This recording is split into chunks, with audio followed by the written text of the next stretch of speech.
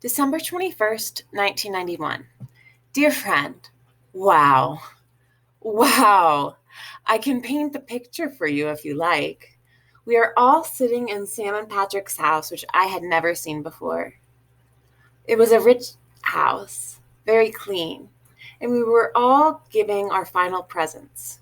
The outside lights were on, and it was snowing, and it looked like magic, like we were somewhere else, like we were someplace better. It was the first time I had ever met Sam and Patrick's parents. They were so nice. Sam's mom is very pretty and tells great jokes. Sam said she used to be an actress when she was younger. Patrick's dad is very tall and has a great handshake.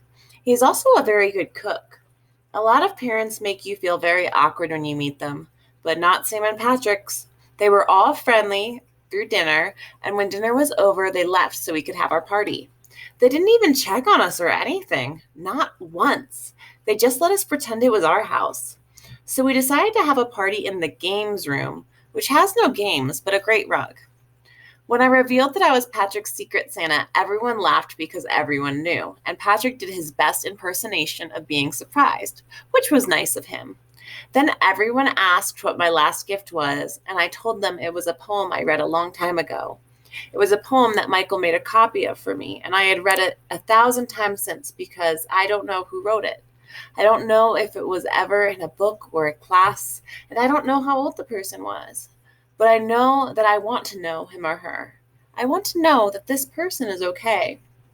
So, everyone asked me to stand up and read the poem, and I wasn't shy because we were trying to act like grown-ups, and we drank brandy, and I was warm. I'm still a little warm, but I have to tell you this. So I stood up, and just before I read the poem, I asked everyone if they knew who wrote it to please tell me. When I was done reading the poem, everyone was quiet, a very sad quiet. But the amazing thing was that it wasn't a bad sad at all. It was just something that made everyone look around at each other and know that they were there. Sam and Patrick looked at me, and I looked at them, and I think they knew. Not anything specific, really. They just knew. And I think that's all you can ever ask from a friend. That's when Patrick put on the second side of the tape I made for him and poured everyone another glass of brandy. I guess we all looked a little silly drinking it, but we didn't feel silly. I can tell you that. As the songs kept playing, Mary Elizabeth stood up, but she wasn't holding a suit coat. It turns out that she wasn't my secret Santa at all. She was the secret Santa to the other girl with a tattoo and the belly button ring, whose real name is Alice. She gave her some black nail polish that Alice had had her eye on, and Alice was very grateful. I just sat there looking around the room, looking for the suit coat, not knowing who could possibly be holding it. Sam stood up next, and she gave Bob a handcrafted Native American marijuana pipe, which seemed appropriate. More people gave more gifts, and more hugs were exchanged, and finally it came to the end. No one was left except for Patrick, and he stood up and walked into the kitchen. "Does anyone want any chips?" Everyone did, and he came out with 3 tubes of Pringles and a suit coat, and he walked up to me, and he said that all the great writers used to wear suits all the time. So I put on the suit even though I didn't feel like I really deserved to since all I write are essays for Bill. But it was such a nice present, and everyone clapped their hands anyway. Sam and Patrick both agreed I looked handsome. Mary Elizabeth smiled. I think it was the first time in my life I ever felt like I looked good. Do you know what I mean? That nice feeling when you look in the mirror and your hair is right for the first time in your life? I don't think we should base so much on weight, muscles, and a good hair day, but when it happens, it's nice. It really is. The rest of the evening was very special. Since a lot of people were going away with their families to places like Florida and Indiana, we all exchanged presents with the people we weren't Secret Santas for. Bob gave Patrick an eighth of marijuana with a Christmas card attached. He even wrapped it. Mary Elizabeth gave Sam earrings. So did Alice, and Sam gave them earrings too. I think that is a private girl thing. I have to admit, I felt a little sad because other than Sam and Patrick, nobody got me a present. I guess I'm not that close with them, so it makes sense. But I still felt a little sad. And then it came to my turn. I gave Bob a little plastic tube of soap bubbles because it just seemed to fit his personality. I guess I was right. Too much, was all he said. He spent the rest of the night blowing bubbles at the ceiling. Next was Alice. I gave her a book by Anne Rice because she is always talking about her, and she looked at me like she couldn't believe I knew she loved Anne Rice. I guess she didn't know how much she talked or how much I listened, but she thanked me all the same. Next came Mary Elizabeth. I gave her $40 inside of the card. The card said something pretty simple: to be spent on printing punk rocky in color next time. And she looked at me funny. Then they all started to look at me funny, except for Sam and Patrick. I think they started feeling bad because they didn't get me anything.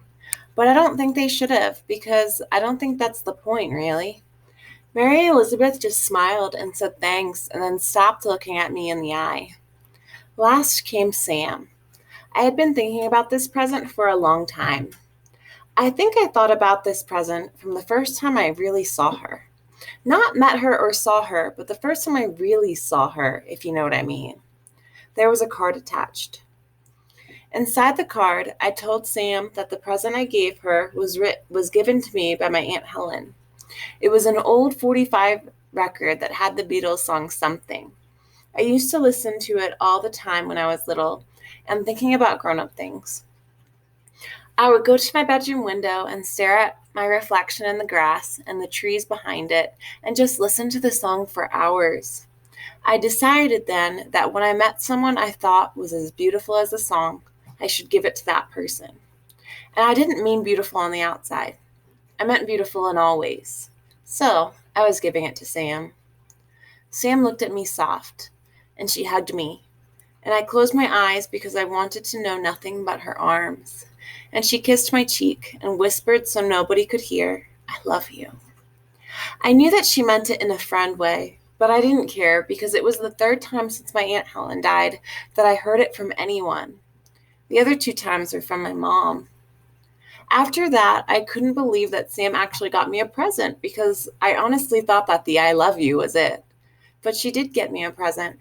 And for the first time, something nice like that made me smile and not cry. I guess Sam and Patrick went to the same thrift store because their gifts went together. She took me to her room and stood me in front of her dresser, which was covered in a pillowcase with pretty colors. She lifted off the pillowcase, and there I was, standing in my old suit, looking at an old typewriter with a fresh ribbon. Inside the typewriter was a piece of white paper. On that piece of white paper, Sam wrote, "Write about me sometime." And I typed something back to her, standing right there in her bedroom. I just typed, "I will." And I felt good that those were the first 2 words that I ever typed on my new old typewriter that Sam gave me. We just sat there quiet for a moment, and she smiled. And I moved to the typewriter again, and I wrote something. "I love you too." And Sam looked at the paper, and she looked at me. "Charlie, have you ever kissed a girl?" I shook my head no. It was so quiet. "Not even when you were little?" I shook my head no again, and she looked very sad. She told me about the first time she was kissed. She told me that it was one of her dad's friends. She was 7, and she told nobody about it except for Mary Elizabeth and then Patrick a year ago. And she started to cry, and she said something I won't forget, ever. "I know that you know that I like Craig, and I know that I told you to not think of me that way, and I know we can't be together like that, but I want to forget all those things for a minute, okay? Okay.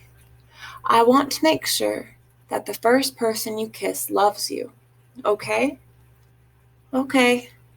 She was crying harder now, and I was too, because when I hear something like that, I just can't help it. "I just want to make sure of that, okay? Okay." And she kissed me. It was the kind of kiss that I could never tell my friends about out loud. It was the kind of kiss that made me know that I was never so happy in my whole life. Once on a yellow piece of paper with green lines, he wrote a poem. And he called it Chaps because that was the name of his dog, and that's what it was all about. And his teacher gave him an A and a gold star. And his mother hung it on the kitchen door and read it to his aunts. That was the year Father Tracy took all the kids to the zoo, and he let them sing on the bus. And his little sister was born with tiny toenails and no hair, and his father and mother kissed a lot. And the girl around the corner sent him a valentine signed with a row of X's, and he had to ask his father what the X's meant. And his father always tucked him in bed at night and was always there to do it.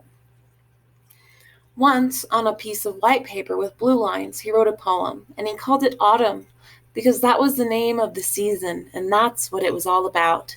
And his teacher gave him an A and asked him to write more clearly. And his mother never hung it on the kitchen door because of its new paint. And the kids told him that Father Tracy smoked good cigars and left butts on the pews, and sometimes they would burn holes. And that was the year his sister got glasses with thick lenses and black frames. And the girl around the corner laughed when he asked her to go see Santa Claus. And the kids told him why. His mother and father kissed a lot, and his father never tucked him in bed at night. And his father got mad when he cried for him to do it. Once, on a paper torn from his notebook, he wrote a poem, and he called it Innocence, a question, because that was the question about his girl, and that's what it was all about. And his professor gave him an A and a strange, steady look, and his mother never hung it on the kitchen door because he never showed her.